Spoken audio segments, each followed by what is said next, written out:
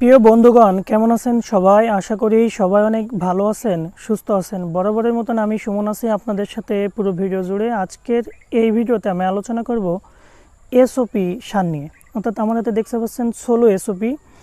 এটি পটাশ এবং সালফারের সমন্বয়ে একটি অনুখাদ্য, বাজারে অনেক নামেই পাওয়া যায়। তবে এই সোলো এসওপি সারটি হচ্ছে জার্মানির প্রসিদ্ধ কেমিক্যাল তৈরির একটি ব্র্যান্ড কালি অ্যান্ড সালজের পণ্য, এবং জার্মানির পণ্যগুলো নিয়ে নতুন করে বলার কিছু নেই। তারা কোয়ালিটি পণ্য উদ্ভাবনে জার্মানি খুবই স্বনামধন্য একটি দেশ, বা তাদের যে ব্র্যান্ডগুলো থাকে সেগুলো বিশ্বব্যাপী পরিচিতি রয়েছে।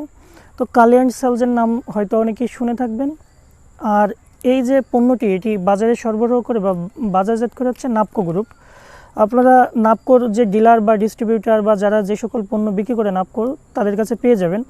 এটি না পেলেও বাজারে অন্য অন্য নামে এসওপি সারটি পাওয়া যায়, অর্থাৎ সালফার এবং পটাশের সমন্বয়ে তৈরি। এই যে পটাশ বা সালফার সার, এটির কিন্তু বিশেষ গুরুত্ব রয়েছে। সেই সব বিষয়গুলি তুলে ধরবো আজকের এই ভিডিওতে। ভিডিওটি মনোযোগ সহকারে দেখার অনুরোধ রইল। আর আমার চ্যানেলে নতুন হলে অবশ্যই সাবস্ক্রাইব করবেন। ভিডিও ভালো লাগলে একটি লাইক করবেন। এসওপি সার বলতে সালফেট অফ পটাশ বা পটাশিয়াম সালফেটকে বোঝায়। এসওপি সার উচ্চমাত্রার ক্লোরাইড মুক্ত হয়, অর্থাৎ এই সারে ক্লোরাইডের পরিমাণ থাকে সর্বোচ্চ 1 থেকে 2 ভাগ। এই এসওপি সারে রয়েছে পটাশিয়ামের পরিমাণ 50%, সালফেটের পরিমাণ 17 থেকে 18%। কোম্পানি ভেদে ভিন্ন ভিন্ন হয়ে থাকে।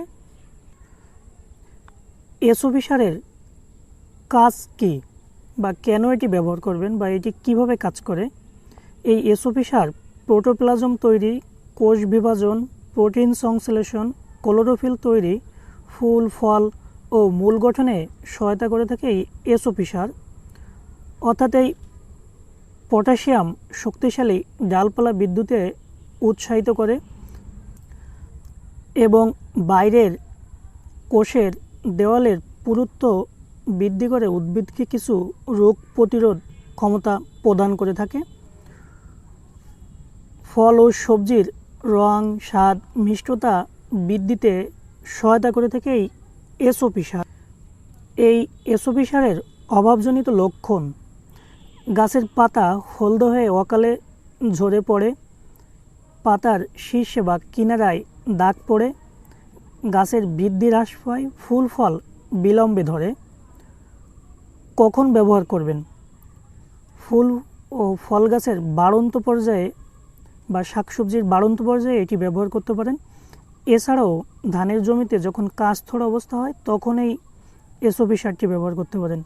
এছাড়াও ধানের বা বিভিন্ন ফসলের ব্যাকটেরিয়া বা ছত্রাকের সংক্রমণ প্রতিরোধেও ব্যবহার করতে পারেন।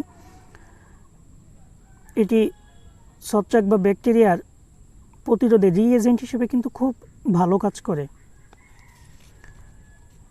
কতটুকু ব্যবহার করবেন?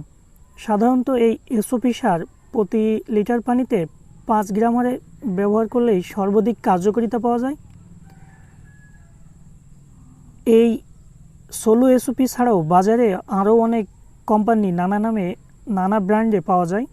তাদের যে কোনো একটি ব্যবহার করতে পারেন আপনার পছন্দ অনুযায়ী, যেমন এসিআইয়ের কুইক পটাশ, স্কোয়ারের ফাস্ট পটাশ, এবং দামও তুলনামূলকভাবে 100 বা তারও আশেপাশে হয়ে থাকে। তবে তুলনামূলক বর্তমান সময়ে একটু দাম বেশি এই ফাস্ট পটাশ বা কুইক পটাশ বা এই সোলো পটাশের। কারণ হচ্ছে বিশ্বব্যাপী এই রাশিয়া ইউক্রেন যুদ্ধের পরে এই পটাশ সারের দাম বৃদ্ধি। তো আজকের এই ভিডিওটি কেমন লাগলো সেটি জানাবেন।